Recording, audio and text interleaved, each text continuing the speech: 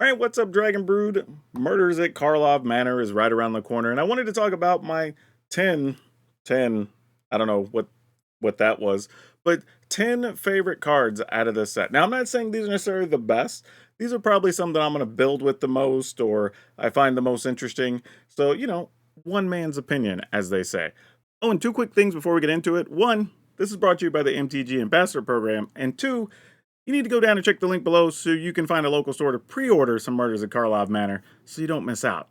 All right, let's get to it. All right, so number 10 on my list is Steam Core Scholar. I actually like this card for several reasons. One, I think the whole draw two deck needs a few more tools, and this is one of those ones that fits that perfectly because, well, it comes into play and just draws two cards.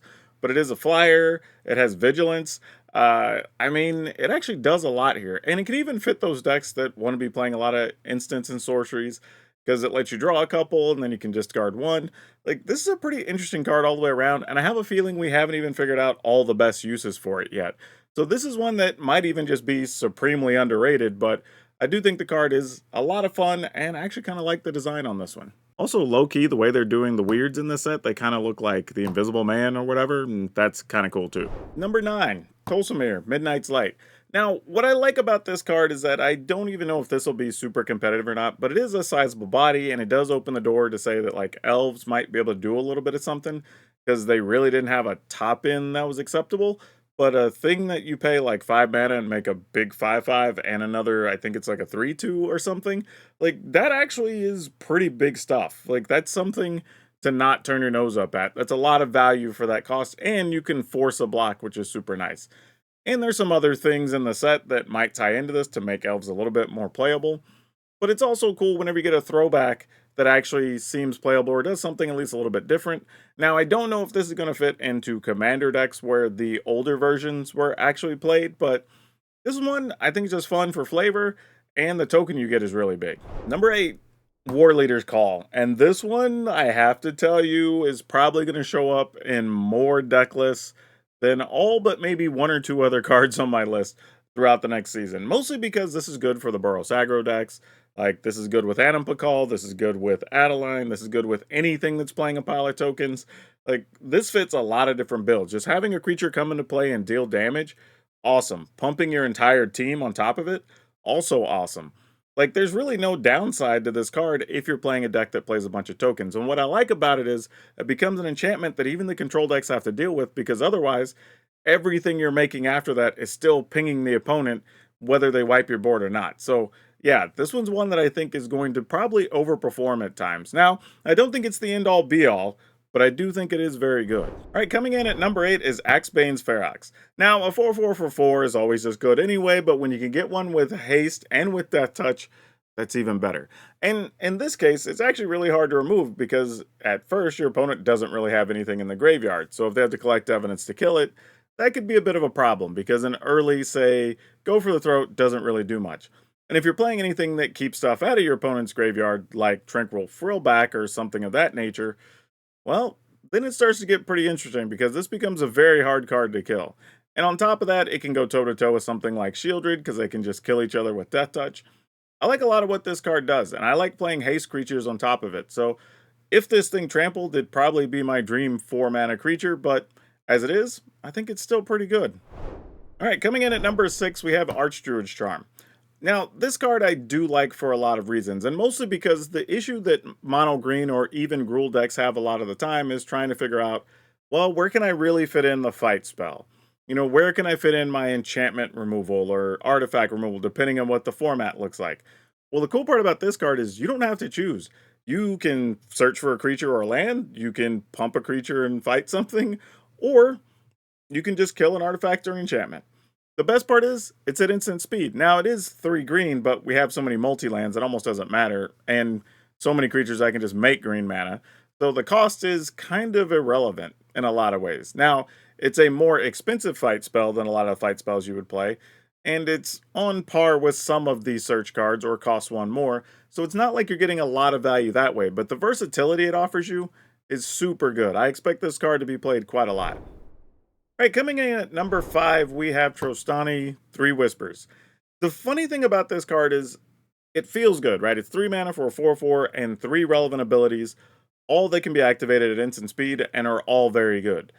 The problem I have right now is I don't really know where it goes, right? Does this go into some type of just general creature deck and you just play it for value because it's a sizable body, and then giving something death touch or vigilance or double strike at instant speed is super good. You can protect stuff from wandering emperors. You can do all kinds of stuff with this. Like, does it go into a token deck? Like, I don't know yet. I feel like whenever it finds a home, it's going to be very good, and I'm probably going to play a lot of it. But even just on rate at value, 3 mana 4/4 with 3 good abilities that can be used at instant speed, this is one you probably don't want to turn your nose up at. Number 4, Teysa, Opulent Oligarch. The fun part about this card is that it is good in 1v1 and also good in Commander. Now, if you have anything that drains multiple opponents or people lose life for different reasons, well, then this actually gives you extra treasure. Or, well, not really. Investigate, which gets you the clue. Wrong artifact. But regardless, you are getting those effectively for free while doing what your deck otherwise wants to do. But even if you're not doing that, if you just have a deck that generates a lot of clues through investigating, well, then when you start cracking the clues, you're making 1/1s anyway. So you're building an army for getting more cards, and that's got to be useful. And now, what decks are trying to do that? I don't know yet, but this card has a lot of flavor. It's a low cost. It has 2 good abilities. Like, there's got to be something to this. I mean, it even has Death Touch, so I guess technically 3 good abilities. But yeah, this is one it's got to be playable. I just got to figure out where. But I do like this card quite a bit, just in overall design, if nothing else. Number 3, Rakdos, Patron of Chaos. Now, I at least want to say with this one, this is probably the first time we have a Rakdos. Well, not really. One of the other ones was at least somewhat playable, but this one might actually get played. I mean, it is a little bit pricey, but we can get to 6 mana without too much work, and then you have a big 6/6 flyer with extra abilities. But making your opponent sacrifice 2 things a turn is super good, and then if they don't, you get more upside. Not a lot to dislike about this card. Like, I mean, this could be just really scary if your opponent drops this across the board. Now, obviously, depending on what the metagame looks like, if there's a bunch of tokens or generating a bunch of artifacts somehow, like, okay, then it's probably not that good. But if we're not in that world, then this has a really high upside to it.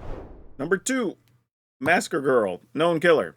Now, this one's interesting because it's a pretty effective card just on rate, right? It's a 4/4 for 4. It has upside with Menace, I believe, and all of your creatures get Wither. That's a word we haven't even seen on a Magic card in, wow, 20 years maybe? But no, not quite that long. Maybe about 12 years. Whatever. Either way, the thing about this is this works in a variety of decks and possibly is really good even with tokens, right? Because your opponents, now every time they block, you're shrinking their creatures. But the reality is, maybe you don't even want to play it with tokens. You just play it in a regular deck and just play this card. And then if your opponent's blocking anything, well, if they're less than 1 toughness, which basically means you put them at 0 with Wither, then you get to draw cards. That's gotta be good. So you have a card that's just good by itself, but then potentially lets you get extra cards because how your opponent's blocked. And then there are going to be some times that because this has Menace, your opponent's going to want to double block. You can just put the smaller thing in front, and at least you get to draw a card if you're in a pinch.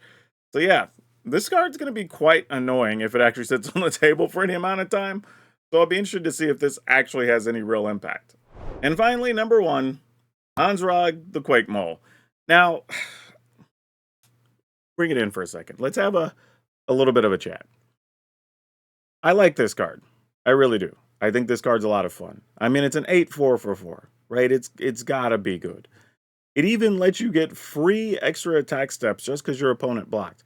And a lot of times they're gonna block because, well, who wants to take 8 damage, right? But you can pay a pile of mana to force them to block, and then you kind of go nuts, which is great if you have it. However, let's be honest here for a second. People are trying way too hard to do too much with this card. You don't need to. The card itself is just good. If you have a good Gruul deck that's already just doing the beatdown thing with some burn, then you just play, like, I don't know, 3 copies of this thing. Then your opponent has to deal with it every single time or die because it's 8 power. Like, I mean, there's not a lot to do here. I think I've seen so many people want to like build decks around this card when the reality is just build a good deck, this ghost goes right in. It's another sizable body your opponent has to deal with. Lots of fun if you have other things giving it haste or whatever, and that becomes a whole pile of stuff. But yeah, just a good card in general. Nothing really to say about this other than get them before they're too expensive, but that might be too late for that. But yeah, this is a card that's always going to be played. I mean, even in Commander, this could go hog wild with all the stuff that can force your opponent to block or goad things or whatever. Yeah, this has potential to be kind of nutso. Now, I do still think it's overrated, but it's pretty damn good. So I know some of you are going to disagree with my list or whatever, and that's cool. I want to know what your list is. Do you have 2 or 3 that you like that didn't make my list? Do you think something on my list is crazy? Let me know. And right now is also a great time to pick up Arena, or if you know somebody who wants to get into it with the new set coming out. And if they are, I have a video you should check out right here.